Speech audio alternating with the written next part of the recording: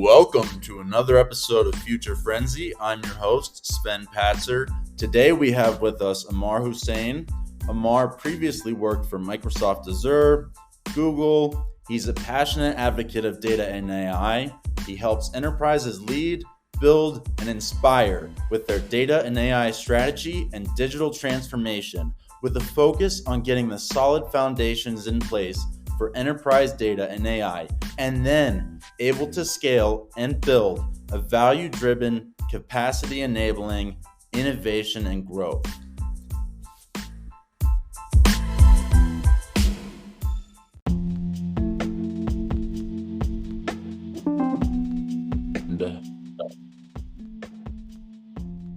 So back to what you were saying about the UK regulations. Yeah. So the UK, I just heard from you that the Italy news, and I was quite not surprised, but actually a little bit shocked. But the UK proposal, it was out earlier this week, and it's very different from EU AI Act. I know that's been out for a bit. While the EU AI Act kind of imposes highly prescriptive governance, like obligations, or like it tries to kind of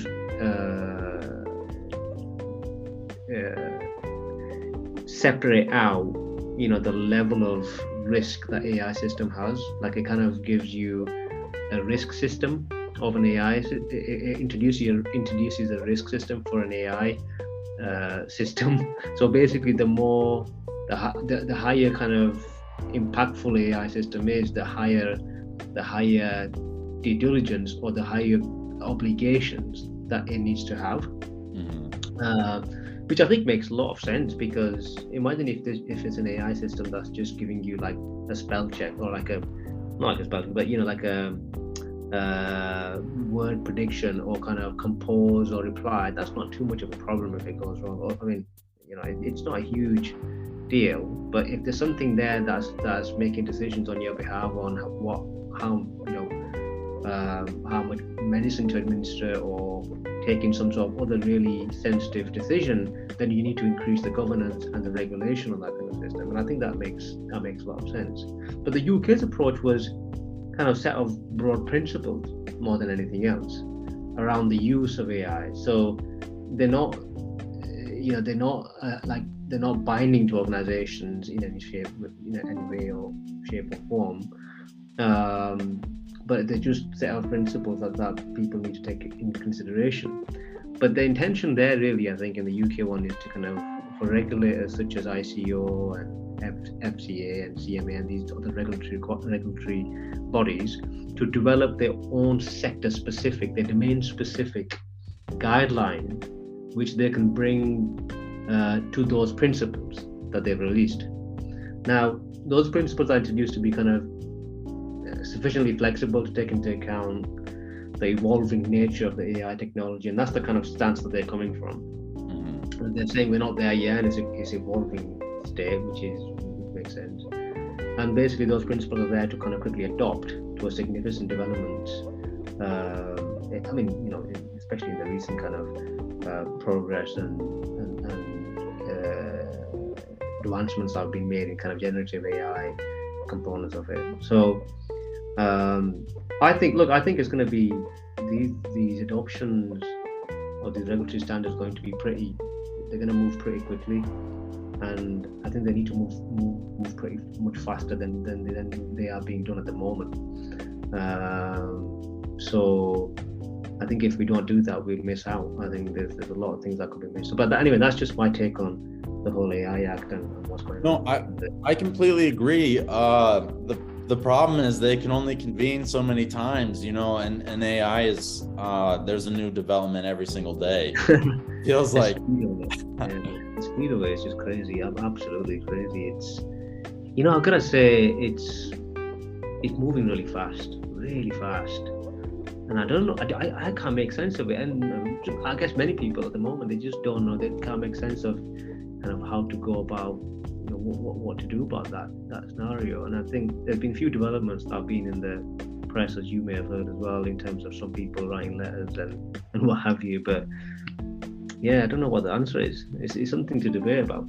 Yeah, I mean, going back to the conversation about what has just happened in Italy, where they completely banned the software, I think that Wow.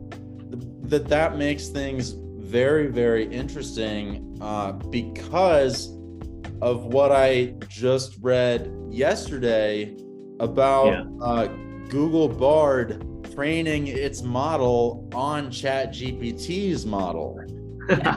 And so now it's just a cluster of who knows what. But you know what? I mean, it's a question actually worth thinking about, because just imagine, right? The original ones that they've built have been kind of modeled and based on information available out there. That's what we hear anyway.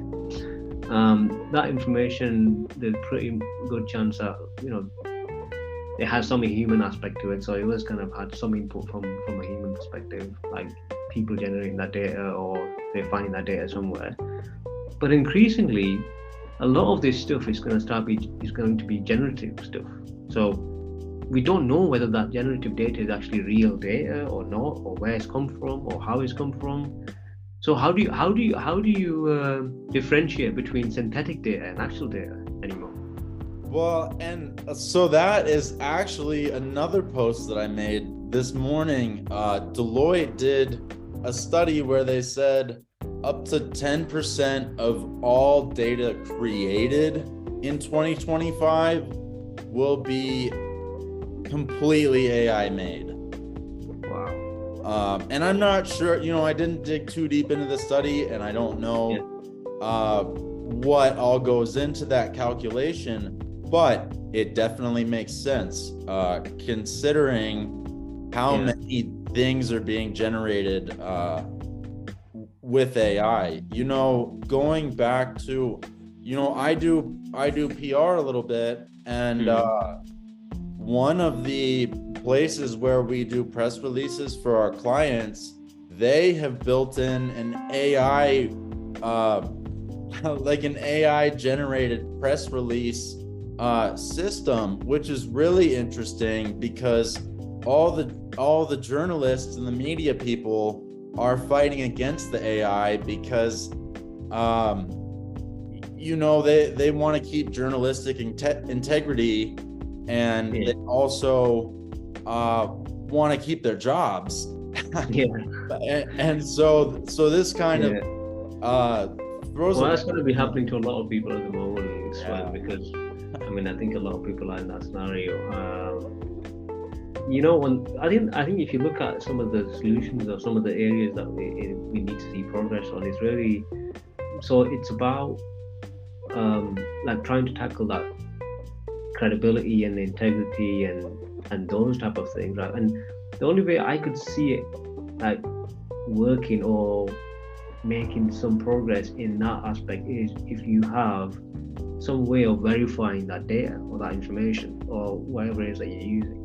What would it take to do something like that? I think you need, again, I put a post out earlier on LinkedIn. I said, look, you need AI to kind of regulate AI. Almost like you need machine learning to regulate machine learning, because it's just going to be so vast and so big. In fact, I know it'll be impossible for kind of manual systems to do it. But you need a way. I see a lot of opportunity there, to be honest with you, for organizations out there to develop systems or to build something which could potentially, find a way of verifying or tracking the outcome or the result that you've been given, right? That's pretty unique. There was one thing that I was looking at too that relates to this, and it was saying that so how a big thing in the past was the ChatGPT checker that like OpenAI developed to check its own like use of GPT or not. So what they have come to find out, you know, I was banned from Quoted because they thought I was submitting like totally ChatGPT quotes. But it's funny to think now, at this point, they're saying it only gets it right 25% of the time. So 75% of the time it's wrong when thinking text is AI or not. But I mean, look, I think at the same time though, there are, I think it's like any technology, the key is learning how to use it to your advantage and to do what you need to do. And I think if you don't know that, you're going to struggle with it. You're going to struggle with making sense of it. So it's just like, I mean, to be honest with you, I use it every now and then myself, right? I use it, but I do it in a very prescriptive way of like really tackled and focused way of what I need to get out of something that I'm doing research into or I'm looking into. It's just like another tool. So, and thank God we got a couple of them at the moment, so it's not a single point failure. But exactly. There's multiple points of failure. But I mean, at the same time, if you don't equip people in the right way, and if they don't have the background or if they're new to this stuff, you could take this stuff for real, like, and start acting upon it, right? And that's one of the biggest concerns is like, you don't want to get into a situation where you can get this stuff to use and build something on your behalf, which could be very damaging, and it's scary. It really is. I mean, there's different ways this thing can go, right? One way is that a lot of the time, a lot of these things, the way they work is that they work on reinforcement and recommendation systems. They work on reinforcement and what they get trained on and what they get fed with. And if you get fed with their bad stuff, then the outcome's going to be obvious. So you could use it in both ways. If you can use it for good, you get good outcomes. But the risk is just getting in the wrong hands and somebody manipulating it and using it for wrong things, and that could have serious implications. I mean, look what happened in COVID with all the vaccine misinformation and the lack of that and what that did to the progress, and a lot of decisions got made on the back of that information. So that's the bit that needs to be, I guess, dealt with this type of technology. I think it's pretty significant. I completely agree, and I think that it may even go beyond the text. And if you saw the picture of did you see the Pope with the puffer jacket though? Yeah. So I think those Midjourney and those similar programs are only going to get stronger and more intense. How do you think? I mean, how are people able to ascertain whether an image is AI generated or not? Yeah, well, this is the challenge. I mean, for example, me or you, say, for example, I could use my system to make something of you and try to blackmail you with something that you're saying and what have you, and you could do the vice versa to me, and then it gets bigger and bigger and bigger, right? How do you stop it? How do you control it? It's a real discussion point, and I think it needs to be dealt with in proper way. And I think a lot of these regulations and industry things that are coming out, unfortunately, a lot of these they don't mean to like sound wrong, but people need to know what this thing is capable of and how it works, and what it means, and how you actually can get leverage of it, and how you need to control it, and how you can people, industry leaders need to come together, governments need to come together, and then there's all sorts of things that come in between, like people's agendas, people's personal motives, power. A lot of these things are bubbling up at the moment, and it will just be an interesting ride to see how this goes. Yeah, it's mind-bending. From teachers using AI to teach the kids, to kids using AI to cheat the tests. It's pretty. I mean, I'll give you an example. I was away for a bit, and one of the things that concerns me is actually if you give these kind of tools in the hands of like social media, for example, social media can be used for so much good, but at the same time, it's used if it's not used properly, it's used so it can have such really negative impact on societies and communities. I think it's the same sort of thing here, if not worse. Like you could reuse it very responsibly and ethically, or you could use it very unresponsibly and not very ethical. So yeah, it does need to be looked at. But in my personal experience, what I can say is that I think if you know what you're doing and if you know how to use it, I think it could be an awesome thing to do. It's an awesome tool, and it can have so much impact on so many different verticals, medicine, the whole sustainability drive, new innovations, new industries. It can open up new products, new solutions, so many efficiencies. So there's lots of good sides of it, and where it can make a huge amount of difference in some of the biggest challenges that we're facing at the moment as a humanity. But it needs to be used wisely. I completely agree with that. And you know what? There will inevitably be nations developing negative AI, like dictatorships such as North Korea and other places. Do you have any worry of cybersecurity? I think that kind of stuff, to be honest with you, that's happened before. It will keep happening, and the same thing will happen with it. But I think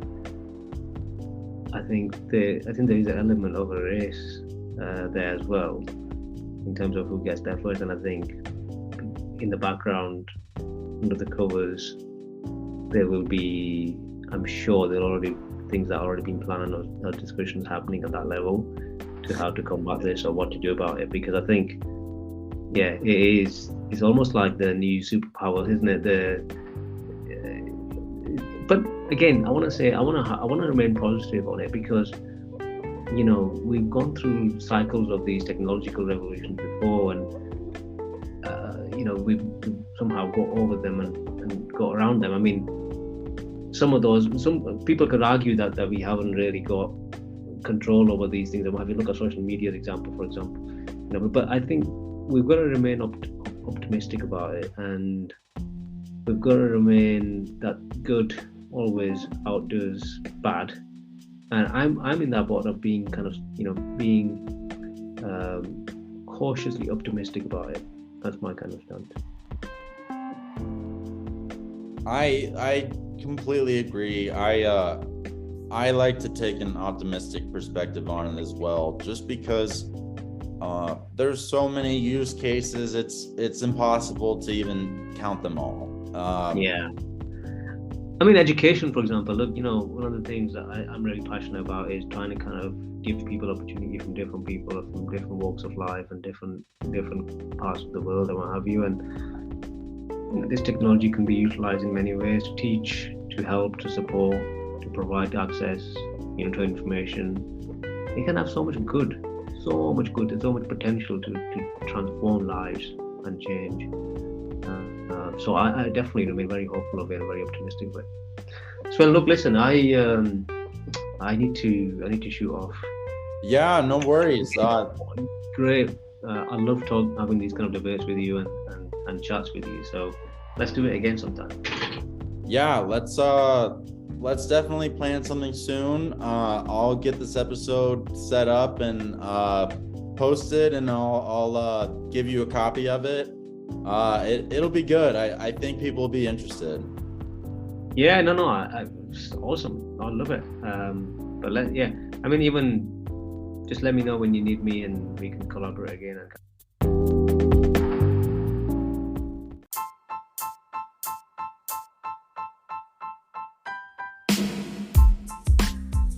That's a wrap for the show. Once again, I'm your host, Sven Patzer, and this is Future Frenzy. Don't forget to like and subscribe and listen in for more. Thanks.